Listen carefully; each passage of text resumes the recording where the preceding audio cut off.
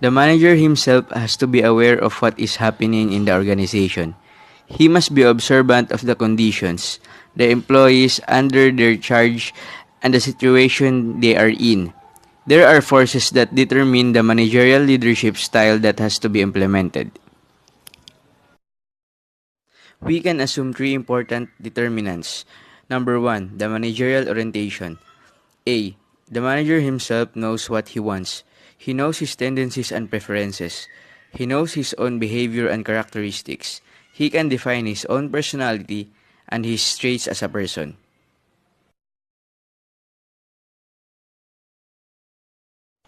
So, dito sa letter A, kilala ng manager kung sino siya. Alam niya kung yung preferences niya, yung tendencies, alam niya yung behavior niya, kung sino siya as a person, yung capabilities niya, yung mga kakayanan niya as a manager. Alam niya kung ano yung kahinaan niya, kung ano yung mga strengths niya.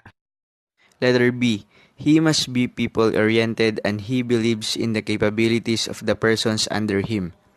Without that trust and confidence, he can't be at ease in his style of managing people.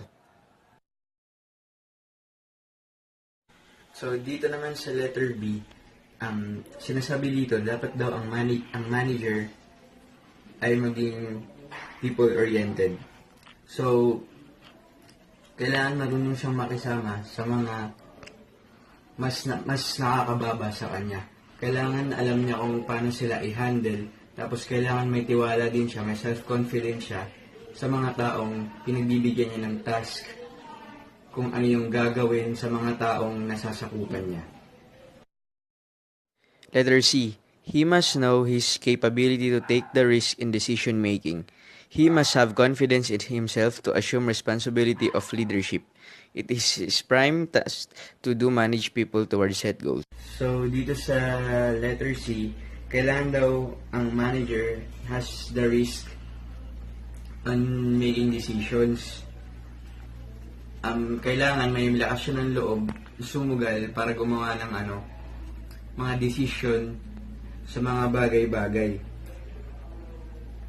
Kailangan may self-confidence siya sa sarili niya to take the responsibility of leadership towards the people na mga hinahawakan niya. Kasi ang pinaka-prime task niya is to manage people and to set the goals of the company. So letter D, the capacity to control and supervise people at work. The people around him must have the trust and confidence in the leader as he could provide the necessary control in situations prevailing at his unit. So dito naman sa letter D, ang manager daw ay dapat may capability to control and supervise people at work. Kumbaga, may capacity siya para makontrol tapos mag-guide ang kanyang mga hinahawakang tao. Tapos yung mga tao naman na nakapaligid sa kanya ay kailangan may tiwala at confidence sa kakayahan ng manager. Letter E, the educational background and managerial training that he has are strong weapons towards better leadership. Application of leadership principles and practice are instruments that he can use to diagnose the elements of effective leadership behavior. So, dito sa letter E, ang sinasabi dito is napaka-importante daw ng educational background ng isang manager. Kailangan ma-determine ang kanyang leadership capability. Yung mga trainings, ganun. Kasi, paano nga naman siya makakapag-manage ng mga tao kung yung pinag-aralan niya is hindi sapat. Kaya kailangan ma-identify yung background ng study niya, kung gaano siya kagaling mag-handle ng people, marami na ba siyang trainings na na-attendan, kung paano siya mag-handle ng people, gano'n. Number 2, the behavioral patterns of subordinates. The kinds of subordinates determine the leadership style that shall be practiced. They are the recipients of the managerial functions, and the manager must know the different behavior patterns of subordinates. It may be important for us to note the following behaviors.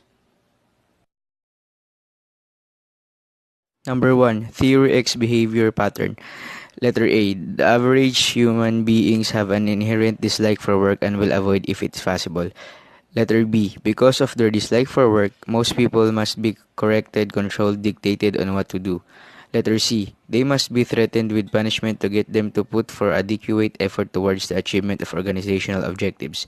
Letter D. They have little ambition but want job security above all. And letter E. They avoid responsibility and wishes that he shall not be given more tasks to do. So under this pattern, the manager has no choice but to be autocratic in dealing with the employee for him to get the results.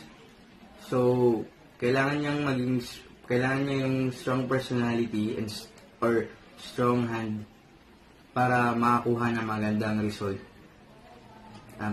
Nevertheless, a good manager shall gradually develop the subordinates towards a more positive behavior for him to avoid stress and get better results.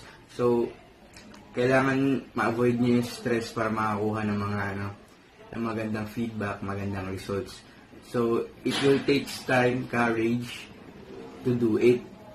And it will also be done through proper training and introduction, plus positive motivation pa. Number 2, Theory Y behavioral pattern. 1. Employees under this pattern believe that expenditure of physical and mental efforts in work is natural as play or rest. Number 2. Workers will exercise self-direction and self-control in the service of attaining goals and objectives.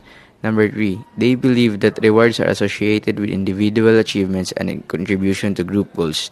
Number 4. The average human beings learn under proper condition. They seek responsibility to grow and develop as responsible person.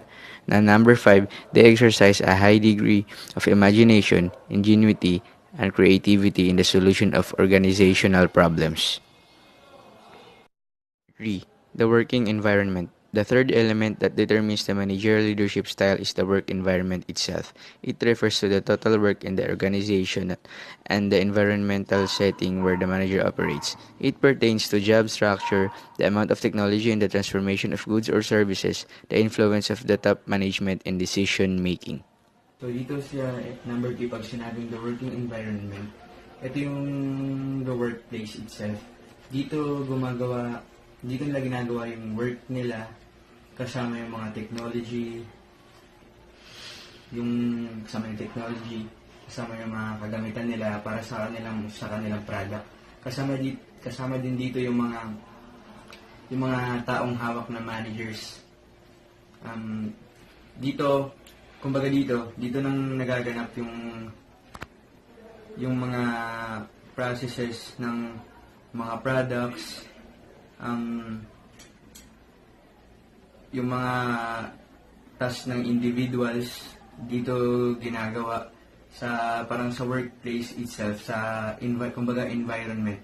Ito yung dito nagtatrabaho yung manager and ang kanyang mga nasasakupan, ang kanyang mga workers.